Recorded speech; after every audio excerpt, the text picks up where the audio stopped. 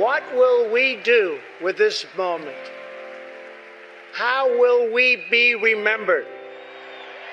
Look at the opportunities before us.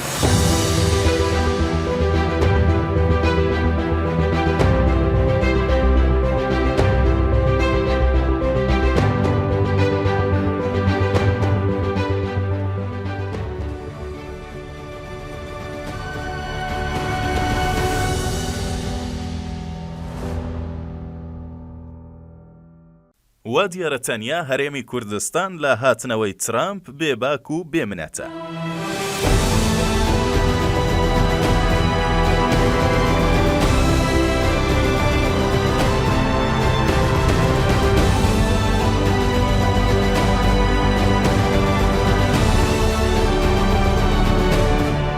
وا بڕیارە لە ڕۆژی هەینی 20/1/2025 ڕێوڕسمی سوێند خواردنی ترامپ لە واشنتن بەڕێوە بچێت و هەر لەم ڕۆژەدا وەک یەکەم ڕۆژی دەستپێکردنی فەرمی ئیدارەی نوێی دەوڵەتی ترامپ دەنگۆی ئەوە هەیە سەرۆک کۆمار بە ئامادەبوونی لە کۆشکی سپیدا 100 بڕیاری چارە نووساز و گرنگ دەربکات کە دەبێت سەرجەمیان جێبەجێ بکرێن.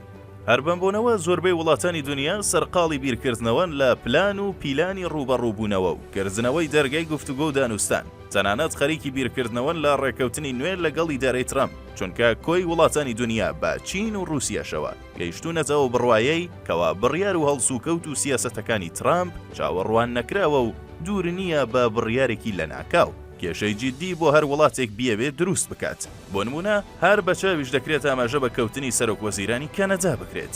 کە قسەکانی ترامپ لە هەڵوەشانەوەی دەوڵەتەکەی جەستن ترۆدۆ ڕۆڵی سەرەکی و یەکلاکەرەوەی هەبوو. ئەوەتە چین و رووسیا، ئەوروپا و وڵاتانی عەرەبی و تەنانەت تارانیش خەریکی لۆبیکردنن لە پێناو کردنەوەی دەرگای گفتوگۆی نێوان خۆیان و ئیدارەی نوێی ترامپدا. بۆ نمونە دەمێکە تاران لە ڕێگەی سەرۆک وەزیرانی عێراق و هەروەها زەریف وەزیری پێشووی دەرەوەی ئێران بە چڕەی سەرقاڵی کردنەوەی دەرگای دانوستان و ڕێککەوتنە لەگەڵ واشنتۆندا. بۆیە پێدەچێت تەنیا هەرێمی کوردستان بێت کە لە هاتنەوەی ترامپ خۆی بێباک و بێمنەت نیشان بدات. کەواتە لەم کاتەدا کە هاتنەوەی ترامپ و هەروەها پرسی سووریا دەتوانێت زۆر کێشە چارەسەر بکات و هاوکات زۆر کێشەش دروست و بەلاڕێدا ببات. بەڵام وا دیارە لە هەرێمی کوردستان هێشتا کەمترین هەوڵی جددی بۆ ڕێککەوتن و پێکێنانی کابینە لە ئارەدا نییە. هێشتا هێزی پێشمەرگەش یەک نەخراوە. هێشتاش هەر سنوورەکانی هەرێم جمەیان لە نەوتی قاچاق و بەتاڵان بردننی داهاتە سنووریەکان دێت و سەیرتر لەوەش. لەم کاتە هەستیارەدا زۆربەی لایەنە سیاسیەکانی هەرێم هێشتا لە وەهمی خۆ بە پاڵەوانکردن و ململانێ و ڕاگەیاندنی توندی دژ بە یەک دوور نەکەوتونەتەوە. بۆیە دەسەڵاتی کوردی و بە تایبەت هەندێک لایەنی خاوەن بڕیار لە هەرێمی کوردستاندا پێناچێت هەست بەوە بکەن کە ناوچەکە لە ئێستادا لە بەردەم گۆڕانکاری و ئالنگاری زۆر جددی و تا ڕادەیەک مەترسیداردایە و بەغداش لەم ماوەیەتە. بە ئاسانی بیان و پاساوی بۆ کۆکردنەوەی دەسەڵاتەکانی هەرێم دۆزیوەتەوە. ئەوە تا بەغدا بە ئاسانی دەتوانێت ئیدارەی نوێی ترامپ و وڵاتانی ڕۆژاوای دۆستی کورد تێبگەێنێت کە هەرێم ماوەیەکە هەم بۆ بەغدا و هەمیش بۆ خەڵکی کوردستان بۆتە سەرێشە و جگە لە بەتاڵان بردننی نەوت و تووڕەکردنی خەڵک کەمترین دەستکەوتی نەبووە و نیەتی. دووریش نییە ئیتر بەغداد هەر لە ڕێگەیەم کارتەوە واتە کارتی ناڕەزایەتی خەڵکی هەرێم لە کوردخایەن یان درێژخایەندا بیر لە پێچانەوەی سەرجەم دەسەڵاتە سیاسیەکانی هەرێمی کوردستان بە گڵۆپی سەوزی واشنتۆن نەکاتەوە. لەم ڕووەوە پێدەچێت دەسەڵاتی هەرێمی کوردستان و بە تایبەتی هەندێک لایەنی دەسەڵات و خاوەن بڕیار لە هەرێمی کوردستاندا تووشی ئەو وەهمە بوو بن و وا بزانن ئەمریکا پێویستی بە هەرێمی کوردستان و مانەوەی هەرێمی کوردستان هەیە بۆ هەمیشە. هاوکات پلانێکی گەورەی بۆ کورد و سربەخۆیی کوردستان پێیە و لە ئاست کورددا هەڵە ناکات یان ئەگەر هەڵەش بکات خێرا چاکیان دەکاتەوە لە دەرەنجامدا هەر هیچیش نەبێت پاراستنی کیانی هەرێمی کوردستان لە ئەولەویەتی واشنتۆندایە و ئەمریکا هەرێم وەک بیلبیلەی چاوی خۆی بۆ هەمیشە دەپارێزێت.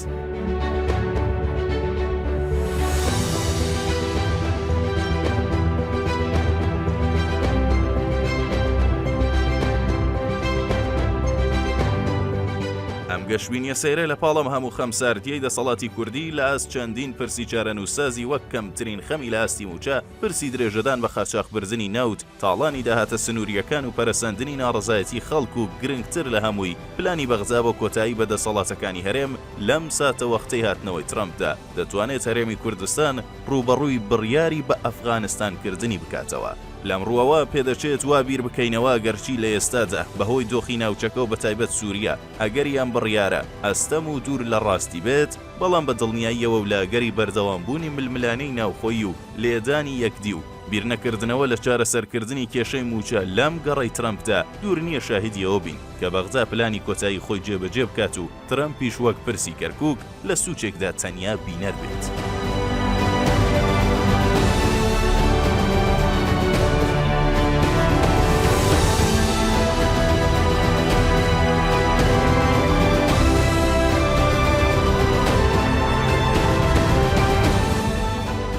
کەواتە ڕاستە لە ئێستادا دۆخی ناوچەکە وای کردووە هەرێمی کوردستان مەترسی ڕووخانی لەسەر نەبێت و هاوکاتیش دڵخۆش بێت بە یارمەتی و پشتیوانی ئەمریکا و ڕۆژئاوا بەڵام ئەگەر بێت و لایەنەکانی هەرێم لەسەر ئەم سیاسەتە واتە سیاسەتی کە لە ڕەقی و بە تاڵانبردنی داهات و قاچاقی نەوت و کەم تەرخەمی لە ئاست بژێوی خەڵک لەبەر بێت هاوکات لە ئاست هاتنەوەی ترەمپ و ئیدارەی نوێی ئەمریکا هەر ئاوا بێباک و بێمنەت بن ئەوای ترەستەمە بتوانن لەم گەڕەچارە نووسازەدا بێباکانە و بێمنەتانە تەڕاتێن بکەن و لە لێواری ڕووخانیش نزیک نەبنەوە.